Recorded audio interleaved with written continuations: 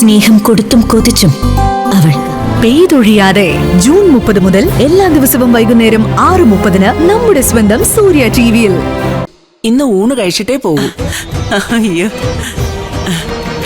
Kabani madam, ആ കവറിഞ്ഞ് എടുത്തോണ്ട് വാ. മാഡം.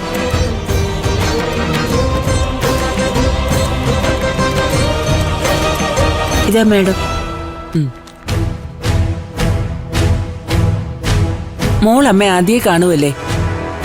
ഒരു സമ്മാനം ചുരിദാറാ. ആദ്യം കരുതിയത് സാരി വാങ്ങാന്നാ. പിന്നെ ഓർത്തു ശരത്ത് പുടവ തരുന്ന ചടങ്ങ് ഇനി നടക്കാനുണ്ടല്ലോ എന്ന്.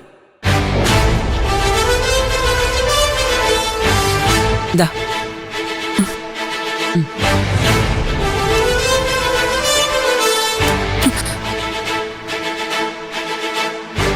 മോക്ക് സന്തോഷായില്ലേ? ആയി.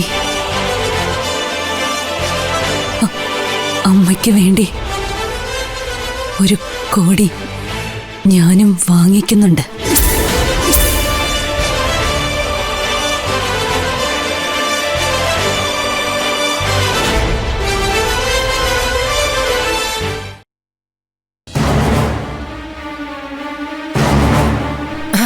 മോളെ, എന്താ ചേച്ചിമ്മ വെപ്രാണം? അല്ല, ദേവികയെ കാണാൻ പോയാലേ നമുക്കൊരു കുഴപ്പം ഉണ്ടാവില്ലെന്നുള്ളത് ഉറപ്പല്ലേ? ഞാനത് എത്ര തവണ പറഞ്ഞു. ചേച്ചിയമ്മ ആരാ എനിക്ക്? എന്റെ ജീവനല്ലേ. അപ്പൊ ചേച്ചിയമ്മയ്ക്ക് ദോഷം വരുന്ന എന്തെങ്കിലും ഞാൻ ചെയ്യൂ? അങ്ങനെ ചെയ്താ പിന്നെ ചേച്ചിയമ്മയുടെ മുഖത്ത് നോക്കാൻ എനിക്ക് പറ്റുമോ? അതില്ല, ചന്ദ്രമോൾ അങ്ങനെ ചെയ്യത്തില്ലെന്നും അറിയാം. ഞാൻ നേരത്തെ പറഞ്ഞില്ലേ മോളെ, എനിക്ക് എന്തോ ഒരു പേടി. ഒന്ന് പോയേ ചേച്ചിയമ്മ, എന്തോന്ന് പേടിക്കാനാ? അപ്പൊ നമുക്ക് പോകാല്ലേ? പിന്നല്ലാതെ. ഇവിടുന്ന് നമ്മൾ രണ്ടുപേരും കൂടി ഇറങ്ങുന്നു. ഞാൻ അച്ഛന്റെ അടുത്തേക്ക് പോകുന്നു, ചേച്ചിയമ്മ ദേവികയെ കാണാനും പോകുന്നു. കണ്ട് സംസാരിച്ചിട്ട് നമ്മൾ ഇങ്ങോട്ട് തിരിച്ചു പോരുന്നു. വേറൊന്നും നമ്മൾ ചിന്തിക്കണ്ട. എന്തായാലും പോകാൻ നമ്മൾ തീരുമാനിച്ചു. ഇനി മാറ്റമൊന്നുമില്ല.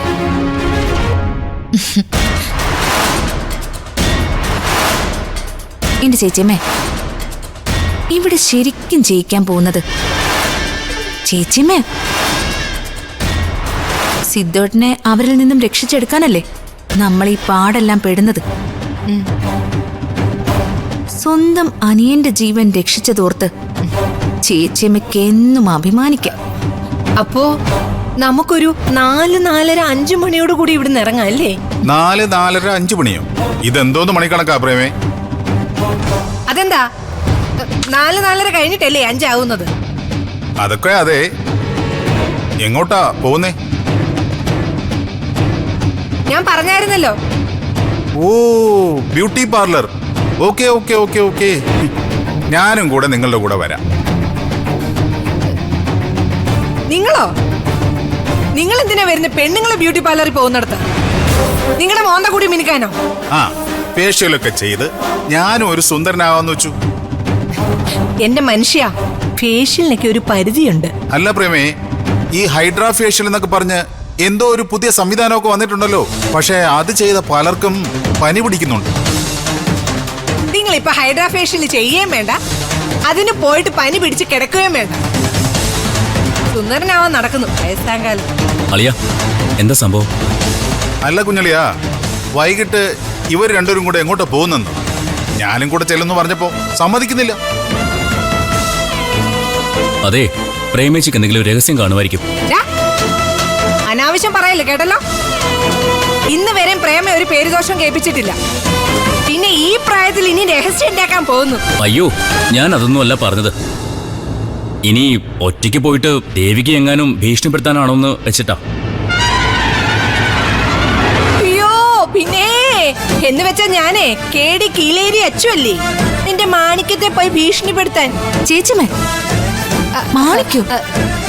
അത് ഞാൻ ചുമ്മാ ഒരു അലങ്കാരത്തിന് പറഞ്ഞതാ മോളെ. അയ്യോ, അവള് മാണിക്യമല്ല, കരിക്കട്ടയാ, കരിക്കട്ട. നീ വാ മോളെ, നമുക്ക് പോയി വേഗം റെഡിയാവാം.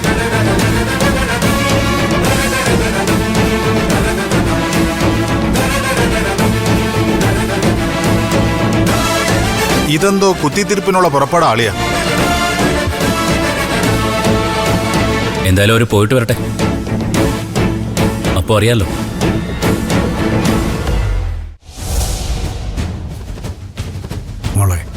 നിത്യമോള് നമ്മൾ പറഞ്ഞ പോലെ തന്നെ നിന്നു അല്ലേ? എന്നാലും അവരുടെ കണ്ണുകളിൽ സംശയത്തിന്റെ ഒരു കനൽപ്പൊട്ട് കത്തുന്നുണ്ടച്ചാ. നമ്മൾ സൂക്ഷിക്കണം, കൂടുതൽ ജാഗ്രതയോടെ മുന്നോട്ട് പോണം. മോള് വന്നേ, നമുക്ക് അവിടുത്തെ പ്രകടനം കാണാം.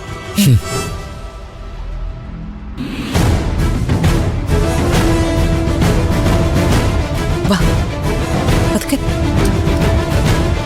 അമ്മയ്ക്ക് നിത്യമോള് തന്നെ കാപ്പി തരണോന്ന്. അതാ എനിക്ക് സന്തോഷം. പ്രഭമോളെ, നിത്യമോൾക്ക് ഓർമ്മ കിട്ടാനുള്ള ചികിത്സ ഇനി തുടങ്ങണം. അതിനുള്ള ചികിത്സ ഉടനെ തുടങ്ങും. അതിനുള്ള ആലോചനയിലാണ് ഞാനും ശരത്ത് മോനും. കുറച്ച് ബ്രഹ്മി അരച്ച് കലക്കി കൊടുത്താലോ എന്ന് ഞാൻ ഓർക്കുക. ആർക്കാ അമ്മ ബ്രഹ്മി? അമ്മയ്ക്കാ? നിത്യമോൾക്ക് ഓർമ്മ തിരിച്ചു കിട്ടാനെന്ന്. ഏയ്, അതൊന്നും വേണ്ട. അതെ, നമുക്ക് ശാസ്ത്രീയമായ ചികിത്സാ രീതികൾ മതി. എന്നാ പിന്നെ നമുക്ക് അമേരിക്കയ്ക്ക് പോവാം. അമ്മേ, ഈ 18-19 മണിക്കൂർ എങ്ങനെ അമ്മ ഫ്ലൈറ്റിനകത്ത് ഇരിക്കും ഈ നടുവേദനയും വെച്ചിട്ട്? ഒറ്റയിരിപ്പൊന്നും അല്ലല്ലോ, ഞാൻ ഇടയ്ക്കിടയ്ക്കൊക്കെ അങ്ങ് ഇറങ്ങി നടക്കും. എവിടെ? മേഘങ്ങൾക്കിടയിലൂടെ. ദേ മനോഹര, വല്ലതുമൊക്കെ ഞാൻ. നിത്യയുടെ അച്ഛൻ ഇരിക്ക്. എനിക്ക് മുട്ടുമടക്കാൻ കുറച്ച് ബുദ്ധിമുട്ടുണ്ട്, അതാ നിൽക്കുന്നേ. ഓ, എന്ന് അല്ല, നിത്യ എഴുന്നേറ്റ സ്ഥിതിക്ക് നമുക്ക് കല്യാണക്കാരിയുമായിട്ട് മുന്നോട്ട് പോവാം അല്ലേ? അതിന് നിത്യക്ക് പൂർണ്ണമായിട്ടും ഭേദമായിട്ടില്ലല്ലോ. എന്റെ കല്യാണ കാര്യത്തില് നിങ്ങൾ ഇടപെടണ്ട. നിത്യ ശരത്തുമായിട്ടുള്ള കല്യാണക്കാര്യത്തിൽ അഭിപ്രായം പറയാൻ ദേവിക ആരാ? ഒരു കല്യാണ തലേന്നാ കൊച്ചിനെ ഒരു വഴിക്കാക്കിയത്. നിത്യയുടെ അച്ഛനൊന്നും പറഞ്ഞില്ല. കല്യാണം നടത്തണം, നടത്തിയേ പറ്റൂ.